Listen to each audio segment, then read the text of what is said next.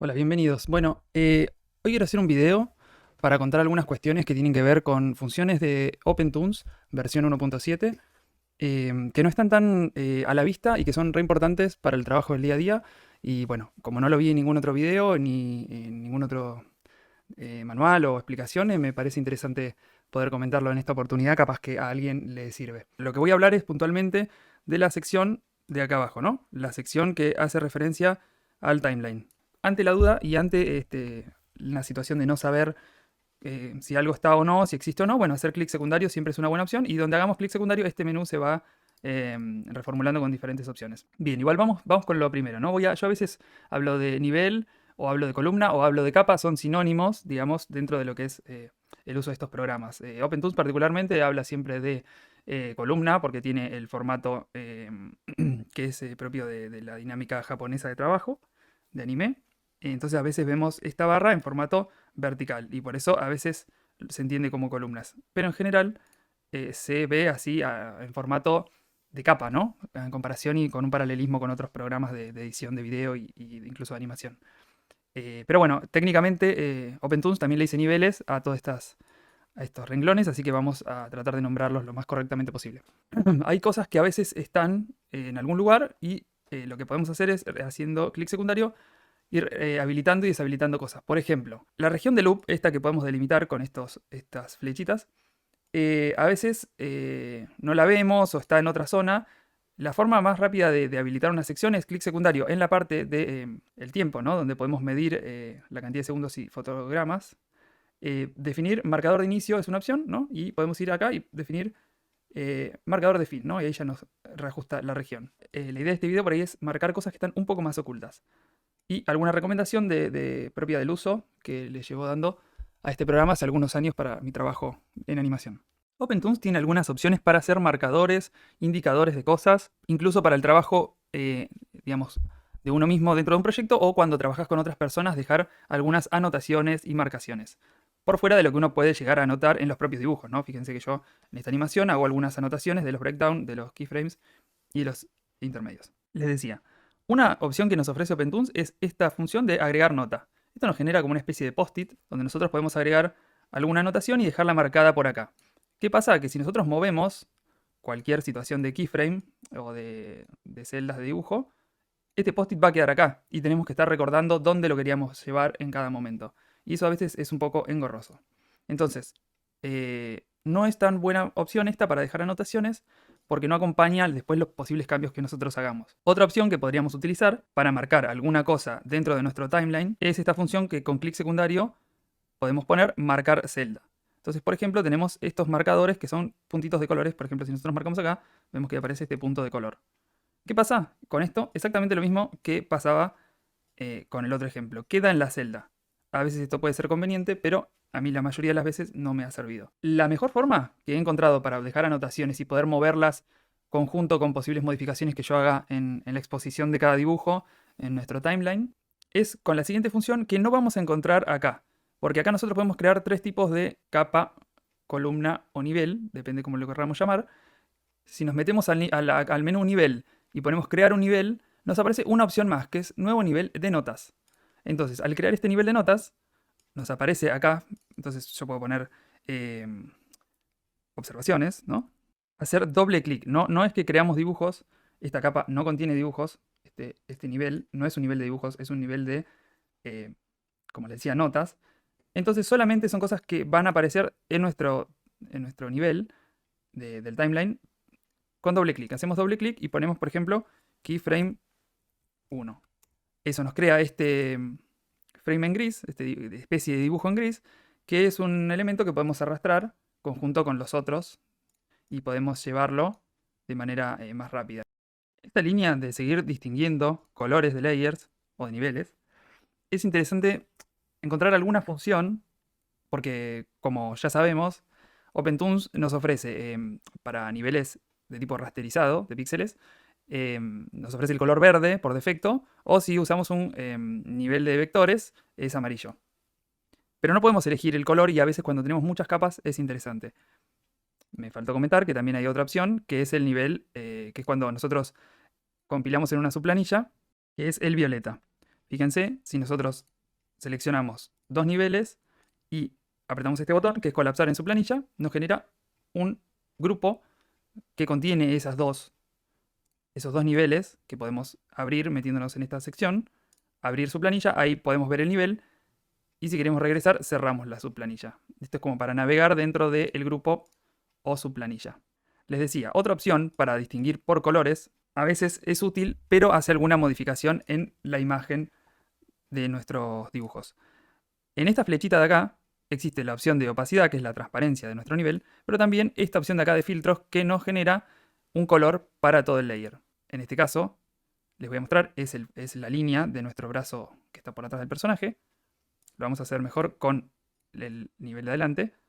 Entonces vemos cómo le aplica un filtro similar a opciones como el filtro de fotografía o herramientas similares de corrección de color de otros programas. Y lo que sí podemos hacer entonces es ver acá al comienzo nuestro color que distinga, por ejemplo, que esta es la línea RAF del personaje.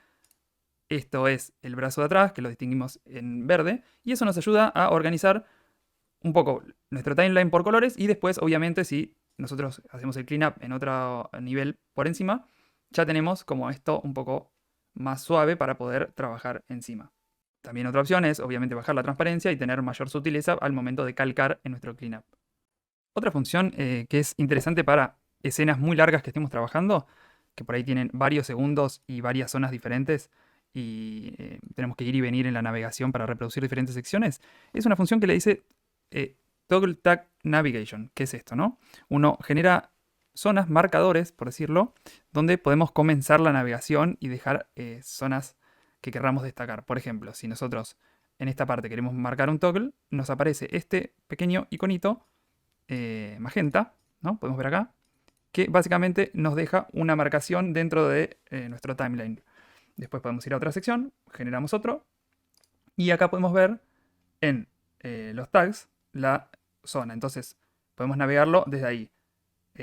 Podemos, por ejemplo, ir al frame 37 o ir al frame 7 para comenzar a editar o reproducir desde esas zonas. Incluso podemos customizarlos, ¿no? Haciendo clic secundario, edit tag, y acá nos deja escribir alguna marcación. Entonces puedo poner comienzo corrida, ¿no? De manera que ahí comienza la corrida y colocarle un color. Cian, por ejemplo. Correcto, entonces ahora, cuando vaya a tags, me va a figurar que en el frame 7 comienza la corrida y lo puedo ver, como les decía antes, en el timeline con el magenta, marcado con una formita magenta. Si quiero removerlo, bueno, clic secundario, tags, remove tags, y nos quita todos los marcadores. Unas opciones que descubrí en un momento y son realmente muy interesantes para cuando queremos exportar material a otro programa. Entonces, en general yo lo que hago es llevarme de este proyecto todas las capas por separado para poder trabajarlas en composición en otro programa. La mejor manera que te ofrece OpenToonz para eso es, bueno, no visualizar en esta primera columna de acá, que es la visualización de render, digamos. OpenToonz le dice procesamiento, ¿no? Uno va, por ejemplo, dejando cada cosa que quiere exportar por separado. Entonces podríamos dejar solo esta, que es la del personaje, procesarla, exportarla en secuencia de PNG, por ejemplo, trabajarla, después apago esta, prendo la otra, la exporto, me la llevo al otro programa y así. Con pocas capas no es complicado, en este caso tenemos 2 o 3 capas, pero cuando realmente tenemos muchos elementos, por ahí hay proyectos grandes que incluyen 15, 20 capas por diferentes razones, es bastante engorroso como estar prendiendo y apagando estos layers. También es por ahí interesante comentar en este caso que esto es para el procesamiento y esto es de acá, es para la mesa de trabajo. Es lo que nosotros vemos en el proyecto, pero no influye en la cola de procesamiento, en el procesamiento, digo, para exportación. Quiero decir, si nosotros tenemos así nuestro proyecto, no se va a procesar nada al momento de exportar. Y de manera inversa, si nosotros tenemos así, sí se va a exportar este layer, aunque no lo veamos. Hecha esta aclaración, hay una opción, que es lo que les quiero contar hoy, que descubrí que es haciendo clic secundario en estos iconos, nos ofrece este menú, que es para exactamente lo que dice acá. En el caso de cuando vemos este menú naranja, es para ver todas, bueno, ahora se ven todas exactamente, si no ponemos ocultar todas o ver solo esta. Entonces de esta manera, haciendo clic, ver solo esta, ya es más fácil al momento de visualizar algo. Y en el momento de exportar y procesar, como les contaba antes, lo mismo, clic secundario en el icono y podemos ver solo esta, exportamos esta. Bueno, vemos acá, ver solo esta, se exporta esta, ¿no? Vale, le pongo ver en las dos, se exporta esto y así, consecutivamente según lo que necesitemos. Bueno, y para cerrar, espero que les haya servido todo esto hasta acá. Hay otra opción muy interesante en el momento del trabajo cotidiano que está bastante oculta, que nos sirve para trabajar con la piel de cebolla, ¿no? La piel de cebolla es algo que usamos cotidianamente en nuestro trabajo en OpenToons y en cualquier programa de animación que nos permite, obviamente, visualizar los frames que están por delante o los dibujos que están por delante y por detrás. Hay una cuestión que pasa en OpenToons, que es que nosotros, dependiendo del layer donde nos situemos, nos va a mostrar el antes y el después de cada caso. Utilizar la opción que les comentaba antes, vemos solo la línea del personaje y vemos el frame anterior y posterior. Hay una función que es haciendo clic secundario en el elemento este que nos indica la piel de cebolla, donde podemos desactivar la piel de cebolla. A veces es necesario activarla y desactivarla para ir comprobando cosas. En mi caso yo lo tengo asignado un shortcut para poder dibujar sin que me estorben a veces las líneas de piel de cebolla. Para activarla nuevamente, clic secundario, activar piel de cebolla.